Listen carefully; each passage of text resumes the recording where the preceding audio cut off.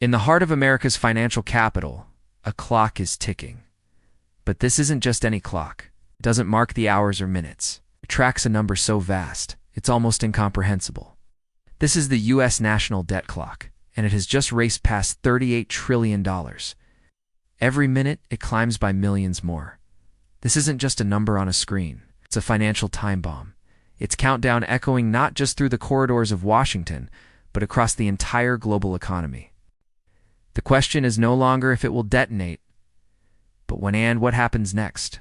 The United States, the world's economic superpower, finds itself caught in a precarious trap of its own making. To keep the gears of government turning and service its colossal debt, it must borrow more. Yet this relentless borrowing injects more money into the system, fanning the flames of inflation and eroding the purchasing power of every dollar in your pocket. The alternative, however, is just as grim. If the Federal Reserve tightens the reins on borrowing and raises interest rates too aggressively, it risks choking off economic growth, potentially triggering a devastating recession. It's a financial Sophie's choice. Risk a hyperinflationary spiral or a catastrophic economic crash. The tightrope is getting thinner and the fall is getting longer. Faced with this impossible dilemma, a radical and audacious idea is quietly taking shape within the think tanks and policy circles of Washington, D.C. It's a plan that sounds like it was lifted from the pages of a science fiction novel, but it's being discussed with startling seriousness. The proposal involves unleashing a new form of American currency, a digital U.S. dollar, central bank digital currency, or CBDC.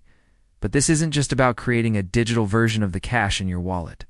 The true genius or madness of the plan lies in the next step, converting trillions of dollars of U.S. debt obligations.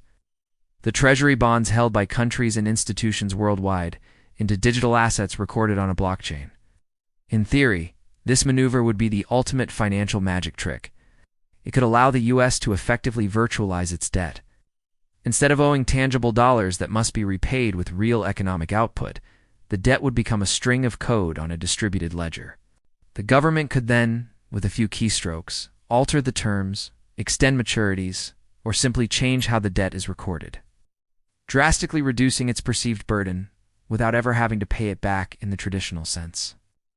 It's a high-stakes gamble on the future of money itself, a bet that the world's faith in the U.S. dollar is so absolute that it will accept a digital promise in place of a physical one. This isn't just about managing a balance sheet. It's about redefining the very nature of debt and sovereignty in the digital age. This kind of bold, system-altering maneuver is not without precedent in American history. The U.S. has long relied on what some might call financial sleight of hand to maintain the dollar's global dominance and manage its ever-growing liabilities. The most pivotal moment came in 1971 when President Richard Nixon unilaterally severed the U.S. dollar's last link to gold. Overnight, the dollar transformed from a currency backed by a tangible asset into a purely fiat currency.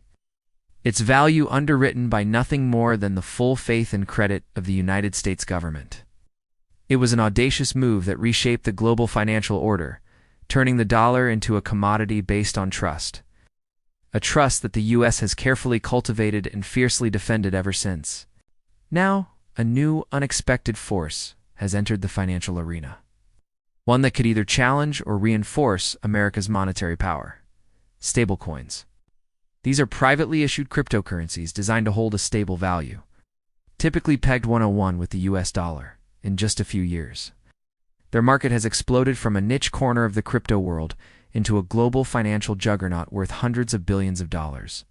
All around the world, from a merchant in Buenos Aires to a tech startup in Lagos, people are using stablecoins like Tether and USDC to make payments, hedge against local currency devaluation, and move money across borders, all without ever touching a traditional bank account.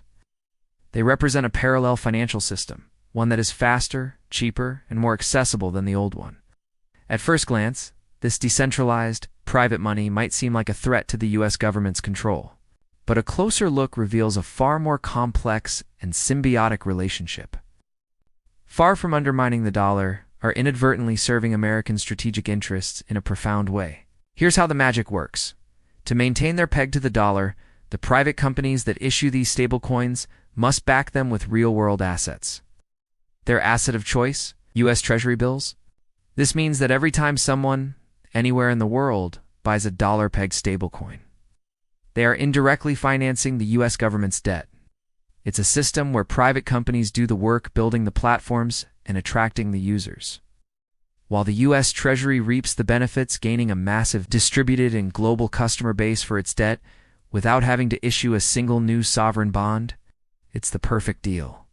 But this new digital architecture, built on a foundation of private stablecoins and the promise of a future digital dollar, carries an immense systemic risk. What happens if the rules of the game suddenly change? If the U.S. government decides to regulate issuers out of existence? Or if the issuers themselves, under pressure or for their own reasons, decide to alter the peg or freeze assets? All the digital wealth held in these stablecoins around the globe, representing hundreds of billions of dollars in savings and working capital for millions of people, could instantly evaporate. Unlike the money in your bank account, these digital assets come with no FDIC insurance, no government backstop, and no safety net. It's a system built on trust, but one where the ultimate control rests in the hands of a few powerful players. With the potential for catastrophic global fallout, while the United States is boldly pioneering this new digital dollar empire, its old-world allies are being left in the dust.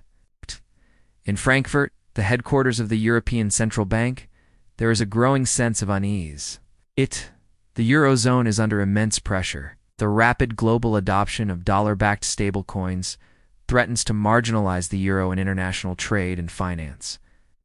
Europe faces a stark choice: either integrate into the US-led digital financial system, effectively ceding monetary sovereignty to Washington and a handful of American tech companies, or attempt to build a viable alternative.